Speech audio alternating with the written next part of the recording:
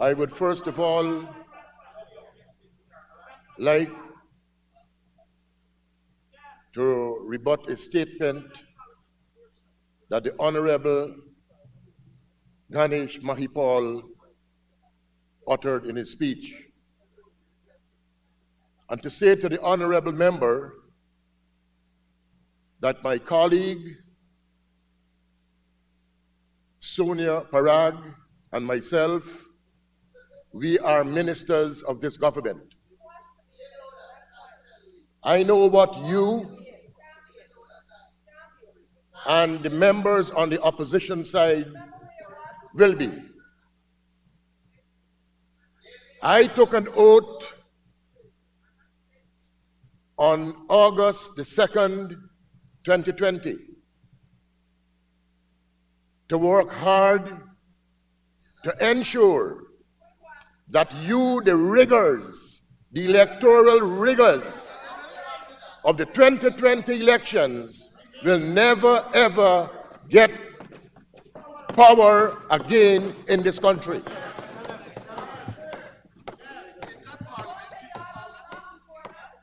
Myself and Minister Parag, along with my colleagues, led by Dr. Mohammed Irfan Ali, has been working hard day and night for the people of this country. And we will continue to do so. Mr. Speaker, in a few words, let me describe this $1.146 trillion budget presented under the theme, Staying the Course, Building Prosperity for All, as good, pro-people, pro-development, pro-infrastructure, pro-business, pro-welfare, and pro-poor. This budget is fiscally balanced and shows how we plan to manage our financial responsibility in a prudent manner. I say without fear of contradiction that this is the most comprehensive, well thought out, and down-to-earth budget that the Senior Minister of Finance has brought to this August House on behalf of the People's Progressive Party civic government. By bringing this budget to the House, we have outlined our vision to continue staying the course, thereby ensuring prosperity for all.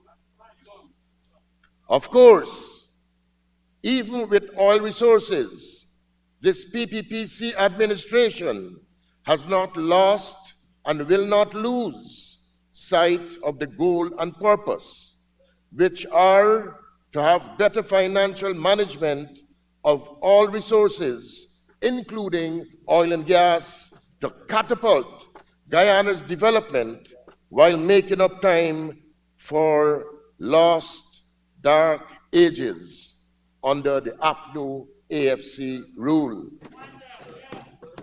Similarly, this PPPC government will accelerate and sustain the growth which we have achieved so far by making sensible decisions and careful planning based upon grassroots information. From 20-year-old Navin Singh of West Coast Berbice, 50-year-old Michael Bryan of Victoria East Coast Demerara, 38-year-old Shalini Fraser of Linden, Region 10, to 18-year-old R.K. Sharma Singh of Region 2, and 76-year-old Samantha Ignatius of Region 1. They confirmed that this budget offers hope and a path to prosperity while staying the course. Mr. Speaker, I now turn to some measures in Budget 2024. Mr. Speaker, the PPPC government brought this budget in very troubling regional and international times, when the Caribbean and the world are still grappling to put their economies back on solid footing. After the damage done by COVID-19, there are two wars happening at the moment, resulting in food shortages and scarcity of resources. In sharp contrast, Guyana is blessed to have bountiful resources that the PPP government is exploiting for the human and infrastructural development. I shudder to think if the other side were in power, they would have exhausted Guyana's wealth, taken it 4 steps backwards into bankruptcy and financial ruins. Mr. Speaker, never, never, never again. Let it be remembered that the APNU AFC had an atrocious record in office. In 1992, when the PPPC government took office, every single sector was in the red. Total bankruptcy. Mr. Speaker, we built this country back and struggled with our people all the way to financial viability. When they got into power, here again, when they got back into power, here again went on a rampage of spending up all the monies in the treasury. Forestry, education, gold, bauxite, tourism, health, and finance, to name a few, were all struggling. In 3 years' time, Dr. PPP was healing the sectors, bringing them back to financial viability while making sound and well-calculated investments in our people. Mr. Speaker, this is progress. Mr. Speaker, this is growth. Mr. Speaker, that is vision. Now, Mr. Speaker, the PPPC government has once again come up with key measures which we will implement to keep our economy along the right path. Budget 2024 does not promise the public that it will significantly increase old age pensions within the first 100 days of being in office like the coalition did. As a matter of fact, the APNU AFC had a deceptive manifesto, empty and nothing for all.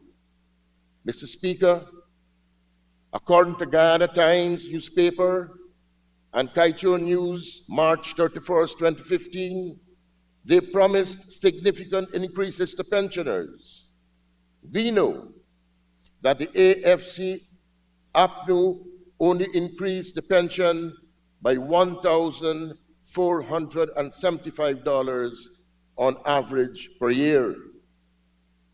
The APNU AFC administration, whilst increasing the pension by $1,475 on average, thus like thieves in the night, took away the pensioners' water and electricity subsidies.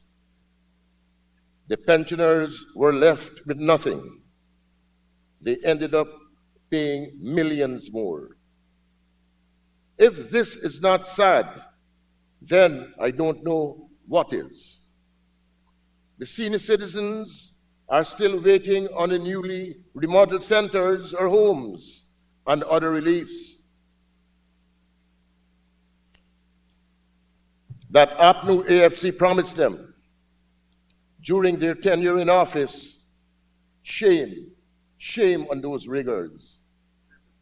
Honorable Minister, you need to withdraw those shames and stop using that word. And so I do, Mr. Speaker. That is the APNU AFC legacy, and indeed sordid record in office. So don't come here now to lecture the PPPC on addressing issues regarding the senior citizens. Mr. Speaker, compared to that of the dark period, this budget offers the seniors a more practical and realistic increase. We have steadily increased the old age pension that moved up from a shameful pittance that AFC APNU gave to seniors to $25,000, representing a $4.5 billion investment in 2021. It was later increased in 2022 from $25,000 to $28,000, placing another $2.3 billion of disposable income in the hands of our elderly. In 2023, the PPP gave a further increase from $28,000 to $33,000, and this budget makes allowance for $36,000. Mr. Speaker, this represents a 75% increase. Mr. Speaker, I don't think any sensible Guyanese would fault our government for making sustainable decisions for our seniors who have benefited from $14.1 billion more this year than 2020. Mr. Speaker, let me say pellucidly, this budget 2024 is jam-packed with projects and policies which are geared towards improving the lives of the ordinary Guyanese in the short term and, more importantly, long term. Those opposition seat warmers who criticize and focus on budget 2024 are visionless, hopeless, and backwards thinking. The government aims to build household prosperity, community prosperity, and national prosperity with budget 2024. Mr. Speaker, perhaps the APNU AFC MPs are not sure what position to adopt in relation to the budget, other than the old rhetoric of corruption, racism, and discrimination. After all, they're still battling among themselves to decide who should be their leader, because blank check, the Honorable Aubrey Norton, is too busy visiting Bam Bam Alley and socializing with the bottle. Mr. Speaker, only this morning I was browsing Facebook and came across a newsroom post, and I quote, "Norton hints violence at general elections." In the same post, the Honorable, but in fact, should I say Honorable? Minister, let's stay away from that because you're going to use a source that's not acceptable, media reports, to impute on the Honorable Leader of the Opposition. Stay away from that. Mr. Speaker, I would like to remind, and refresh members of APNU AFC of a song, "This Time the Long Time."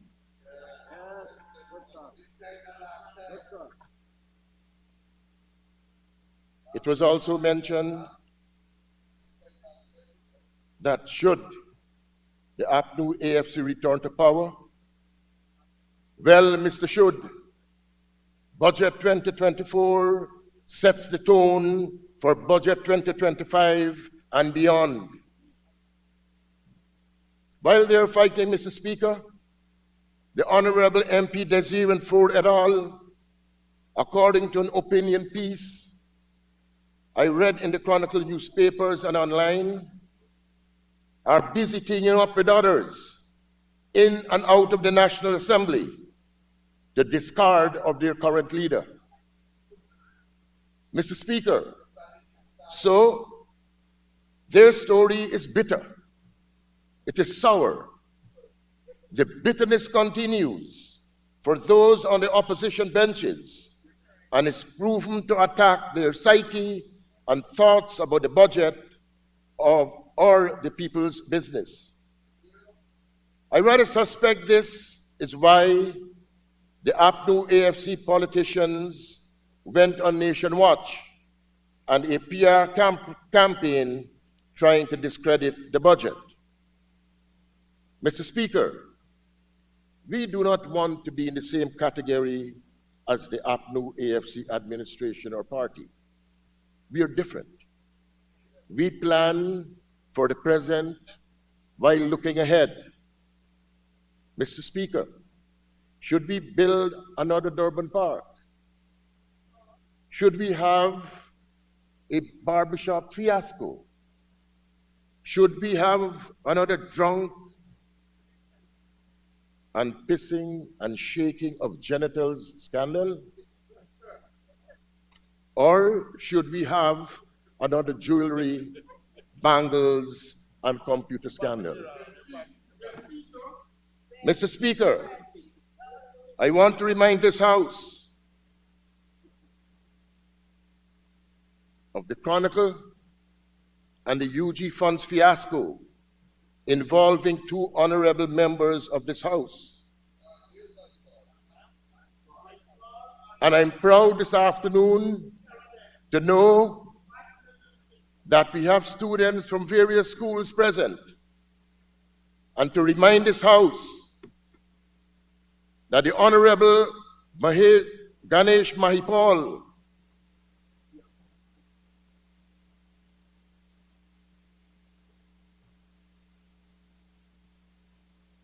used funds from the UGSS committee without any authorized approval. That, for me, amounts to misappropriation of funds. Honorable Minister, using without permission and I don't equate them. So take out the last part. Okay. So I do, Mr. Speaker. Mr. Speaker, I want to remind this House also that it was Sherrod Duncan, the honorable member, who also misappropriated funds from the Guyana Chronicle, over 20 questionable transactions. And guess who freed him? Who dismissed him? The honorable member, Geeta Chandan. Mr. Speaker, we have a country to run of 83,000 square miles. We are too busy working. Mr. Speaker, our energies are firmly set on building and improving communities in a timely manner while improving on our infrastructure in line with our development policies for a modern and just Guyana. Mr. Speaker, in the budget you will see $10 billion for the continuation and expansion of the part-time job program. This is in addition to the creation of employment for 196 persons via the job bank last year and 863 over 3 years. Over 9,000 people have gotten into jobs directly and indirectly because of this PPPC administration astute policies. Additionally, to address the issues plaguing UG, this PPPC government will look at addressing the student loans and cost of young people's tuition towards making education available for all. Mr. Speaker, we plan on increasing the monthly income tax threshold from $85,000 to $100,000, making 13,000 persons being removed from paying income taxes, which will result in a $4.8 billion increase in the disposable income of workers. $7 billion allocated for measures to be determined after consultations with stakeholders, aimed at maintaining production while containing the impact of the price increase. This is not how the 2020 electoral riggers, namely APNU AFC, hit the $18 million signing bonus. Mr. Speaker, in the meantime, we will implement initiatives which will help the people survive the cost of living. After all, the PPP is and will remain a pro-poor government. Mr. Speaker, the PPP is determined to increase public assistance from $16,000 to $19,000 monthly, more than doubling the public assistance since the PPP resumed office. This will increase disposable income of over 35,000 persons. Mr. Speaker, we would recall the rigors of elections of 2020. The APNU AFC government had 2 ministers handling the portfolio of education, for which my colleague, the Honorable, the beautiful Priya Manichan, now has sole responsibility. There were two round pegs in square holes. Mr. Speaker, more than $135.2 billion has been budgeted to further realize the government's vision of world-class education. Added to that, the PPPC administration proposes to increase the Because We Care student cash grant from $35,000 to $40,000 to benefit over 205,000 school children in public and private schools, placing an additional $1 billion in the hands of parents. This is after the treacherous and vengeful politicians in the APNU AFC coalition who axed same, but had the nerve to fortify themselves with the fat cat and hefty salary increases for friends, favorites, family of the APNU AFC government. Shame. In health, Mr. Speaker, we propose to spend $129.8 billion, $78 billion to further develop housing infrastructure, and not forgetting $22.5 billion has been budgeted in the water sector for further advancements. $2.7 billion has been budgeted for the continuous development of culture and arts, while $4.6 billion has been allocated for sports. Mr. Speaker, Budget 2024 provides a sum of $1.1 billion to advance youth development initiatives. I pause here to address something the Honorable Opposition Leader said in the social media.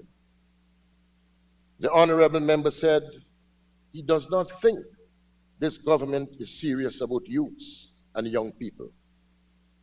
Mr. Norton should be the last person to express this sentiment and should hang his head low, really low, very low.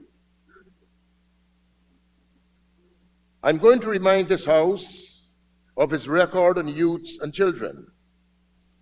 The APNU AFC downsized the Youth and Sport Ministry into a department. A whole Ministry of Youth was not in existence during their tenure. Little or very little investments, if any, were made in young people's development, and hardly any importance was given to see them excel. There are no scope for young people to be part of the decision-making process. Then at the level of the APNU AFC government, They shatter the dreams of young people, relegating them to nothingness. Mr. Speaker, as the saying goes, fool me once, shame on you, but fool me twice, shame on me. I say this is no country for old men who only have dreams to offer. This country, under the PPPC, is a place where youths are thriving and have a say regardless if you're African, Indian, Chinese, or mixed. Mr. Speaker, the old must give way to our young peoples. The PPP administration believes in and reward our youths. Training and our youths with training and jobs. After all, they are our leaders of tomorrow in a modern Guyana. Mr. Speaker, I heard only the other day that the Honorable Member Norton relegated and berated one of his politicians on that side of the House, the Honorable Mr. Figuera. I saw you sat there on that side of the House all alone. And I brought a picture, Mr. Speaker, if they want to refute same.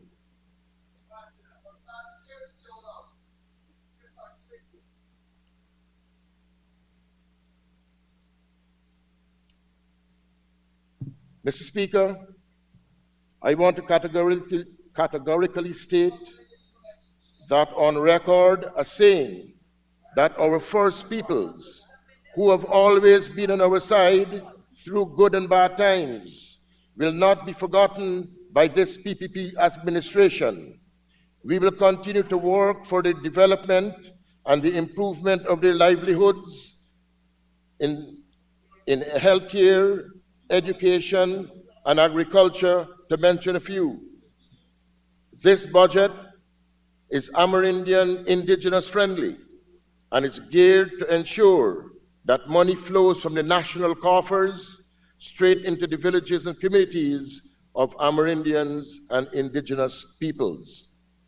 This year, Amerindians will have the National Two-Shows Council Secretariat building to host meetings and discuss key issues at a total cost of $147.8 million. An amount of $100 million will be provided in 2024 to support the hosting of the NTC conference, and a further budgetary allocation of $800 million to support the land titling program. Mr. Speaker, the PPP administration believes in real development of our Amerindian people, letting them decide their own paths. It is already known far and wide that we care for our Amerindian brothers and sisters. That is why we invested our time and work to ensure that they are paid for sale of carbon credits, which will further enhance their communities.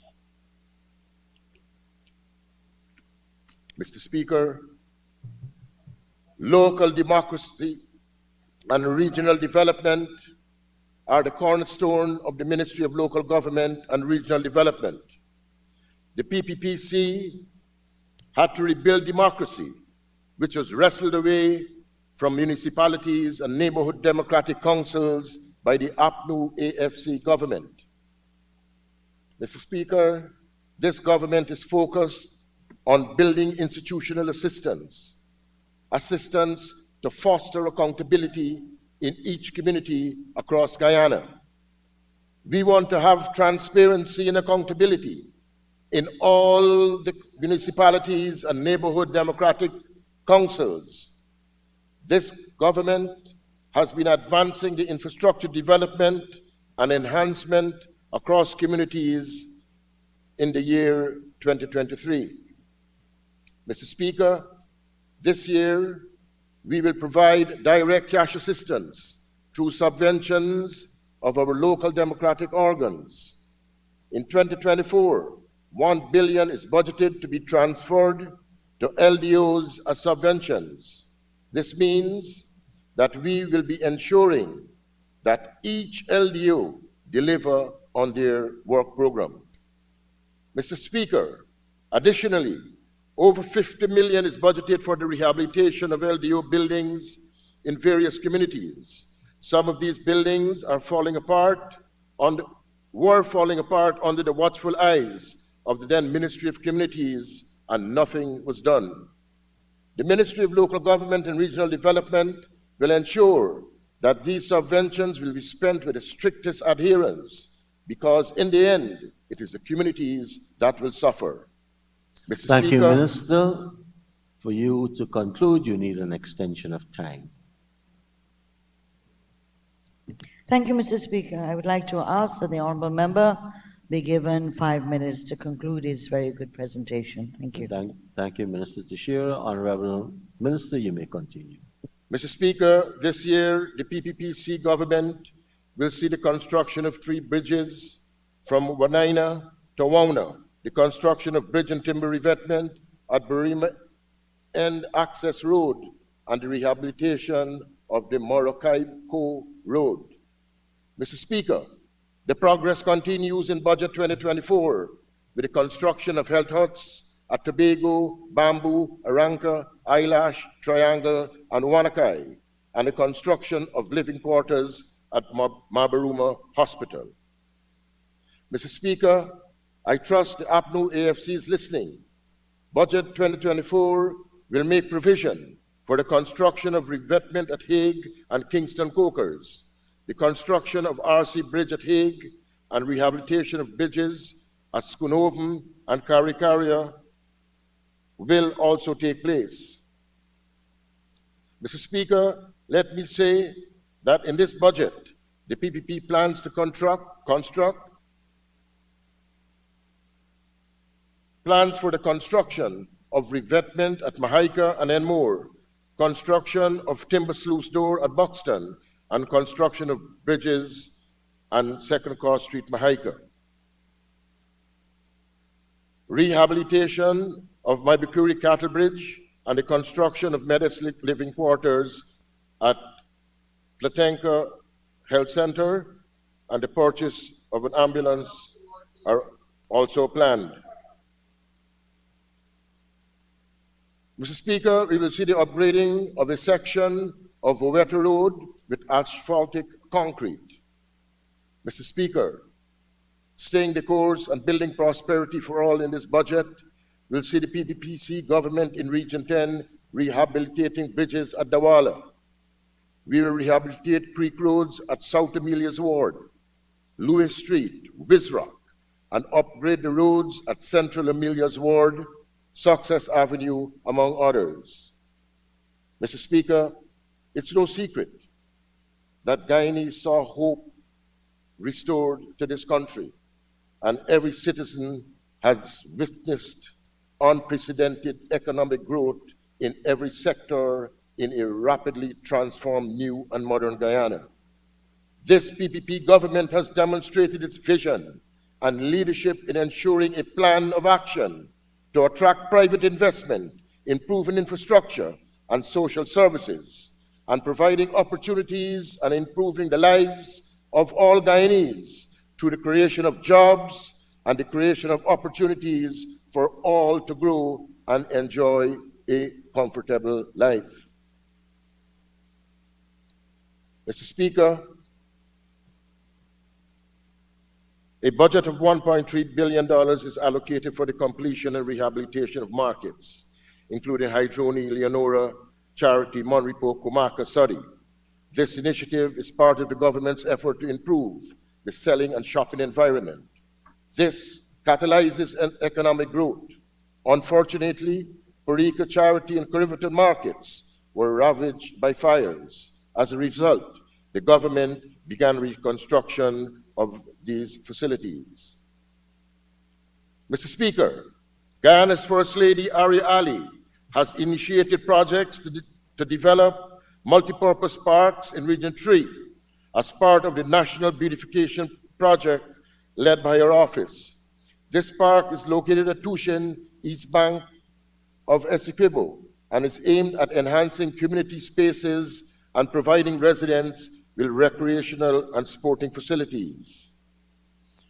In 2024, the ministry will be moving to upgrade existing dump sites to environmentally accepted landfills, developing and operating waste management facilities, along with advocating the 3R initiative: reuse, reduce, recycle. This budget, Mr. Speaker, is good for Guyana and good for development. I want to again state that these budgetary allocations, along with the spirit and letter of this budget, will be commended to this House.